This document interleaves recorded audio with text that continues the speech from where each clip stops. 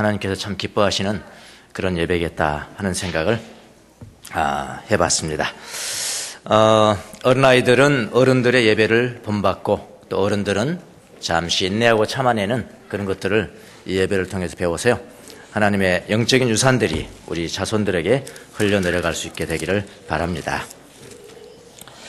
오늘은 이제 히브리서 6장 9절 계속해서 이어지는데요, 오늘 말씀은 뭐죠?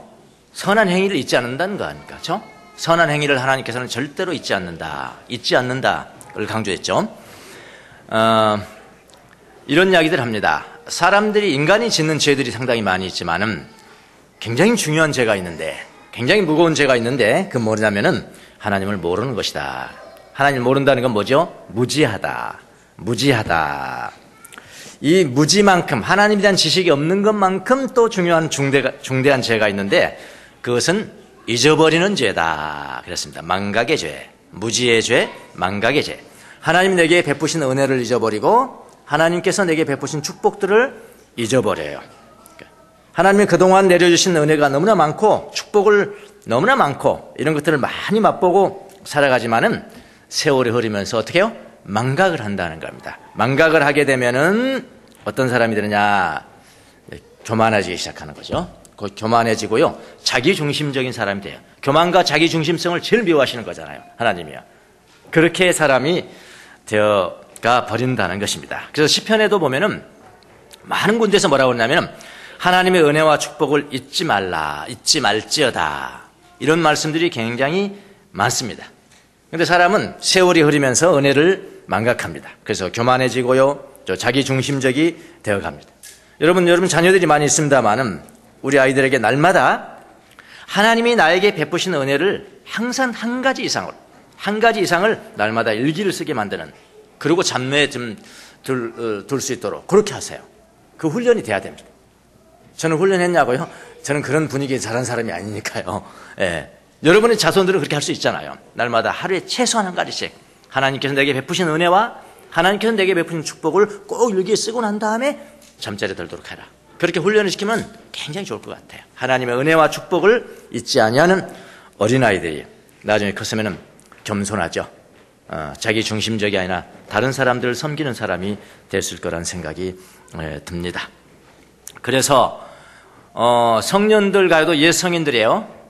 옛 성인들이 뭘 가르쳤냐면은 그 성도들에게 하나님의 은혜와 축복을 잊지 아니하는 훈련으로 날마다 하나님의 은혜와 축복을 세어보기, 이건 어른들이 하는 겁니다. 날마다 세어보는, 그래서 기재하게 만드는 그런 훈련이 굉장히 중요한 훈련이었기도 해요. 예, 제가 이 훈련을 놓쳐버렸기 때문에 교만해졌었다는 것을 스스로 깨달죠. 예, 하나님의 은혜를 기억하고 하나님의 축복을 기억하면은 절대 교만해지지 않습니다. 이렇게 사람은 망각하지만요, 그러나 여러분 오늘 본문에 보면은 하나님은 우리가 그리스도의 이름으로 실천하는 모든 선행을 결단코 망각하지 않으신다.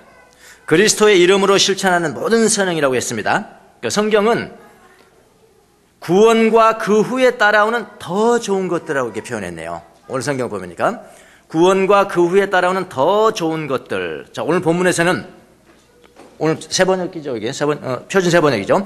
구원에 이르게 하는 더 좋은 것들. 구원에 이르게 하는, 이건 조금 이르게 한다는 게 좀 번역이 잘못된 건데요. 카운판인데요. 그러니까 구원과 함께 따라오는 일, 구원과 함께 따라오는 더 좋은 것들, 다른 말로는 하나님의 이름을 위하여 나타낸 사랑이라, 그렇게 성경을 표현을 했죠. 자, 히브리 저자는 구원에서 떨어지는 사람이 누구인가에 대해서 말은 했어요. 그러니까 마치 히브리 서를 처음 받아든 유대인들이 혹시 우리 아니야? 혹시 우리를 두고 이야기하는 거 아니야? 이렇게 우려했다 이 말입니다. 그런데 그거를 불식시키기 위해서 오늘 9절에 뭐라고 그러냐면, 그러나 우리가 이렇게 말하지만, 다시 말하면 내가 이렇게는 말하지만, 이렇게 말한다는 건 뭐죠? 구원에 떨어지면은 그건 다시 회개할 수 없다라는 것이 전번주에 이야기를 했죠. 우리가 이렇게 이야기는 했지만은, 근데 여러분을 두고 한 이야기는 아닙니다. 여러분을 두고 한 이야기 아니고요, 여러분에게는 이미 구원에 이르게 하는 더 좋은 것들이 있다는 것을 나는 확신합니다. 이렇게 이야기하거든요. 이 더 좋은 것들이 뭡니까? 그들에게 이미 그리스도의 이름으로 실천한 많은 섬김과 사랑과 성도들에게 실천한 섬김과 사랑과 선행과 이런 것들이 있었다 이 말입니다. 그 당시 그 사람들에게 그걸 이야기하는 거 아닙니까? 하나님은 여러분의 선행을 절대로 망각하지 않으십니다. 그러니 그 열성을 끝까지 가지고 가십시오.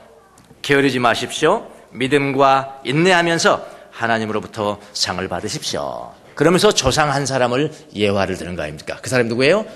아브라함이죠. 우리가 오늘 보진 않았지만 아브라함이 쭉 나와 인내와 믿음으로 상을 받은 사람이 아닙니까? 이런 이야기입니다. 여러분, 구원에 관한 영적인 지식이 있고 구원에 관한 영적인 지식이 있어요. 삼위일체 예수님을 믿고 성령께로 말미암아 믿어지고 이런 영적인 지식이 있으면서 실천이 없으면 만약 실천이 없으면은 그 지식은 무의미합니다. 반면에 영적인 지식이 없어요. 구원에 관한 지식이 없지 그냥 사랑 선행만 해 실천만 있어 그것도 무의미합니다. 영적인 지식의 실천과 그 다음에 영적인 지식이 스며든 실천이 중요하다 이 말입니다. 한국 교회는 행위 구원이냐 믿음 구원이냐는 이런 이상한 패러다임에 갇혀서요 구원 논리에만 지나치게 집중한 면이 없지 않다. 누누이 제가 말씀을 드렸습니다. 이제는 그 틀을 깨고요 구원에 관한 지식만을 가르치는 것이 아니라 영적 지식의 실천, 그 다음에 영적 지식이 스며든 실천을 동시에 가르쳐야 한다. 이것이 바로 바른 가르침이기 때문입니다. 하나님은 여러분이 실천하는 모든 사랑과 섬김과 헌신과 인내 등 얼마나 좋은 것들이 많습니까? 선행들이. 구원 이후에 따라오는 더 좋은 것들이 여러분에게 있다면 하나님은 그 행위를 절대로 잊지 않으십니다. 자, 오늘 빨리 끝내라고 그래서 이야기 하나 하고 저는 마치겠습니다. 이 이야기는 실화라는 설도 있고요. 실화라는 설도 있고 어떤 지어낸 이야기라고 하는 설도 있습니다. 어찌됐든 간에 실화건 지어냈든 상관없어요. 하나님은 우리의 실천을 우리의 선행을 결단코 잊지 않으신다는 교훈을 주기에 충분합니다. 이걸 이미 영화로 나와 있기 때문에 아시는 분도 있겠지만요. 한번 들어보십시오. 동방박사에 관한 이야기입니다. 동방박사가 몇 명이죠?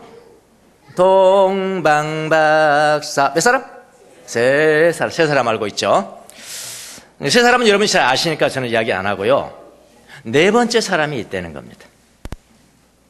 동방박사는 네 번째. 그래서 또 fourth 네 번째 wise man 그렇게 이야기해요. 네 번째 동방박사 이야기는 잘 모르시죠. 근데 이미 영화로도 나왔고요. 이미 아시는 분은 아세요. 네 번째 동방박사가 있다는 겁니다. 동방박사는 여러분 아시죠? 동방박사는 페르시아 지역 그 당시에 그러니까 지금의 이란 지역입니다.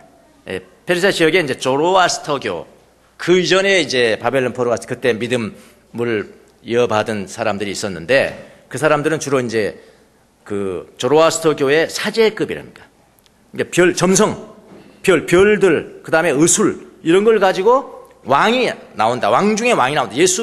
그 메시아가 타난다라는 것을 늘 갈망하면서 연구한 사람들. 그 예수님 오지 않았을 때도요. 정말 하나님을 갈망하니까 별들도 가르쳐 주더라고. 예수님이 탄생 그랬잖아요. 별들도 가르쳐 주는 거예요. 그런 거 하는 사람들을 동방박사라고 합니다. 마고스, 마기, 또 복수로 하면 마기죠. 요 사람들 점성가이면서 사람들을 고치는 의사이기도 합니다. 별을 연구해서 왕 중에 왕이 탄생한 날을 알아맞히는 사람들을 동방박사라고 하죠. 근데 우리는 이제 세 사람이라고 하고 있잖아요. 황금과 유향과 모략을 동시에 바쳐서 세 사람을 알고 있는데, 근데 원래 동방박사는 네 사람이었다는 겁니다. 자, 이 네 사람이 유대 땅으로 왕 중에 왕이신 예수님을 뵈러 가기로 되어 있었다는 겁니다. 근데 그 네 번째 사람이 이제 어느 성전 앞에서 모이기로 했답니다.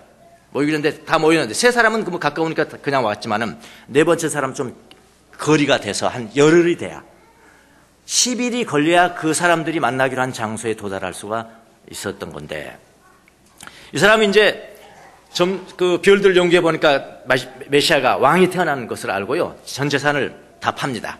아주 부자로 나와 있습니다. 전 재산을 다 팔아서 그 중에 이제 재산을 가지고 이 왕을 만나면은, 그러니까 예수님을 만나면은 드리기 위해서 세 개의 진주를 삽니다. 사파이어하고 루비하고 그다음에 진주. 여러분도 다 좋아하시죠? 이 세 개를 왕에게 내가 바치겠다 사드렸습니다. 자, 이 보물들을 가지고 세 명과 함께 만나는 장소로 출발했습니다. 그런데 가는 길에 거리에서 죽어가는 사람을 한 사람은 발견합니다. 그래서 이 네 번째 박사가 이거 지금 내가 지체하면 같이 갈 수가 없는데 그냥 물 한 잔 주고 말어. 아니면 내가 고쳐줘야 돼. 고쳐주면 시간이 걸리거든. 며칠 걸릴지 모르는 겁니다. 그렇게 망설이다가 이 박사는 고쳐주기로 마음을 먹습니다. 그래서 시간을 허비해가면서 치료를 해줬어요. 의사이기도 하니까 그 사람은요. 그러느라고 시간이 흘러버린 겁니다. 이미 만나기로 한 시간이 지체되었고요. 이렇게 가다가는 제 시간에 내가 친구들 3명의 동방박사는커녕 왕도 못 보겠구나 라고 하면서요, 첫 번째 보석인 사파이어를 팝니다. 사파이어를 팔아서 낙타에서 하나가 가는 게 아니라 낙타가 막 몇백 마리로 낙타가 가는 군이에요. 기차처럼 가는 그 낙타군을 삽니다. 그럼에도 열심히 갔음에도 불구하고 왕 중에 왕이 태어난 날 며칠 후에야 베들레헴에 도착할 수가 있었습니다. 이 네 번째 박사가 베들레헴에 도착했는데요, 이미 그곳에서는 완전히 아수라장인 겁니다. 완전히 군인들이 모든 길거리를 헤매면서 어린아이들을 죽이죠. 여러분 성경 아시죠? 다 죽였잖아요. 그는 완전히 아수라장이 되어가고 있습니다. 군인들이 왕래하면서 어린아이들이 죽죠. 칼에는 피가 묻어 있죠. 근데 어느 한 집이 문이 열려 있었답니다. 열고 들어갔습니다. 그런데 그곳에는 어느 어머니 한 분이, 엄마가 새로 갓 탄생한 어린아이를 달래고 있었습니다. 이 네 번째 박사는 엄마에게 상황을 물었습니다. 그 엄마는 이야기를 합니다. 며칠 전에 3명의 동방 박사가 이곳에 도착했는데 메시아를 만나고 떠났습니다 라고 이야기를 해줍니다.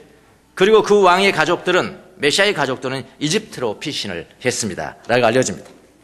바로 그 순간에 군인들이 들이닥칩니다. 들이닥쳐서 이 어머니와 이야기를 죽이려고 하는 그런 찰나에 이 네 번째 동방 박사가 이 군인들에게 두 번째 보물인 루비를 건넵니다. 제발 좀 살려주세요. 이 어머니와 이 아이를 좀 살려주세요 라고 애원해서 살아났습니다. 자, 이 네 번째 박사는 왕이신 예수를 찾기 위해서 이집트로 떠납니다. 그 후에 그 왕을 만나기 위해서, 예수를 만나기 위해서 몇 년을 헤맸냐면은 33년을 헤매면서 왕을 찾아다녔습니다. 결국 이 왕은 33년 만에 33년 동안을 왕을 찾기 위해서 헤매면서 죽어가는 사람, 가난한 사람들을 다 돌봤다고 합니다. 그리고 33년이 되는 어느 날 예루살렘에 도착을 했습니다. 그날은 마치 6월절이었습니다. 예수님이 돌아가신 때가 언제예요? 6월절에 돌아가셨죠. 6월절이었습니다.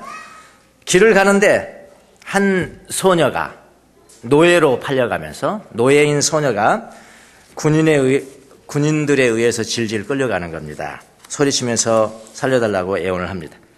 이 네 번째 박사는 그 광경을 보고 그 노예 소녀가 너무나 불쌍한 생각이 들어서, 그다음에 보물을 두 가지 썼죠. 마지막이 뭐죠? 진주죠, 진주. 예. 마지막 하나 남은 그 진주를 꺼내서 그 소녀에게 주면서 이것을 주고 노예로부터 풀려나라 라고 하면서 마지막 보물을 써버립니다.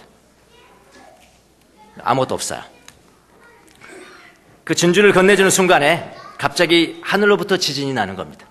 아마 예수님이 돌아가시는 순간이었던 것 같아요. 지진이 나서 난리가 났습니다. 지붕이 무너지고 산이 무너지고 돌이 깨지고, 그 지붕이 무너지는 바람에 이 지붕이 이 네 번째 동방 박사의 머리에 떨어집니다.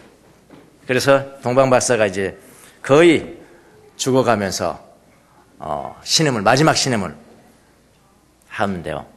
이 동방 박사는 압니다. 이제는 나는 죽는구나. 나는 살지 못하는구나. 죽은 것은 좋은데, 내가 죽는 것은 좋은데, 내가 평생 찾았던 그 왕을 한 번도 내가 찾지 못하고 뵙지 못하고 죽는 것이 가장 슬프구나. 왕을 찾는 여행에 이제는 실패하고 죽어가고 있구나 라고 이 네 번째 동방 박사는 생각을 합니다. 마침 그때 바로 전에 노예로부터 풀려난 그 소녀, 이제 진주를 주고 노예 상태에서 자유인이 됐겠죠. 그 소녀가 이 박사, 네 번째 박사, 이제 노인이 됐죠. 노인이 된 이 네 번째 박사에게 다가갑니다. 노인의 손을 잡고 노인을 바라보기 시작합니다. 이 죽어가는 박사의 입술이 가느다랗게 움직이기 시작합니다. 움직이는데 가만히 소녀가 들어보니까 아주 달콤한 대화 소리가 흘러나오기 시작합니다. 누구의 입술에서? 네 번째 동방 박사의 입술에서 이야기가, 자기가 하는 겁니다. 이야기를 누군가 만나서 이야기하는 것 같아요. 박사가 이야기합니다. 주님, 저를 용서해 주세요. 저를 용서해 주세요. 제가 33년을 찾아다녔지만은 주님을 찾지 못했어요. 그런데 주님, 이제는 주님 앞에 드릴 보물이 하나도 없네요. 하나도 없네요. 그랬더니 예수님이 또 이야기하십니다. 안심하라. 너는 내게 모든 보물을 다 주었단다. 박사, 무슨 말씀이세요, 주님? 무슨 말씀이세요, 주님? 예수님께서, 내가 죽어갈 때 너는 나를 돌보았고, 내가 굶주릴 때 나에게 먹을 것을 주었고, 너는 내가 갇혔을 때 나를 찾아와 주었단다. 박사가, 나의 하나님이여, 마이 갓, 마이 하나님, 주님이 언제 아팠으며, 주님이 언제 굶주렸으며, 주님이 언제 갇히셨나요? 저는 이해할 수가 없습니다. 이해할 수가 없어요. 예수님께서 말씀합니다. 이 세상에 있는 지극히 작은 자들에게 내 이름으로 한 것이 곧 나에게 한 것이니라. 그 순간에 이 소녀가 보니까 이 박사의 입술에서 분명하게 말이 들려옵니다. 이런 이야기를 마지막으로 하고 그는 숨을 거둡니다. 우리는 그분을 찾았어요. 드디어 찾았습니다. 그분은 우리의 선물을 받으셨어요. 깊은 안도의 한숨을 마지막으로 쉬면서 그의 여정은 끝이 났다는 이야기입니다. 싫어하던 이야기든 전 이야기든 하나님은 반드시 선행을 기억한다는 그런 내용을 우리가 믿기에 충분한 이야기라고 생각을 합니다. 그리스도의 이름으로 실천한 모든 행위는 반드시 주님께서 기억한다는 것을 믿으시기를 바랍니다. 영화로 나온 이야기인데요. 이야기인데 내가 다시 한번 적는데 괜히 눈물이 나죠. 이야기인데도 눈물이 나는 거예요. 네, 이 세상에 살아가면서 구원과 구원 이후에 따라오는 더 좋은 것들로 하나님 앞에 영광을 돌리는 귀한 성도들이 다 되시기를 예수님 이름으로 축원합니다. 기도하겠습니다.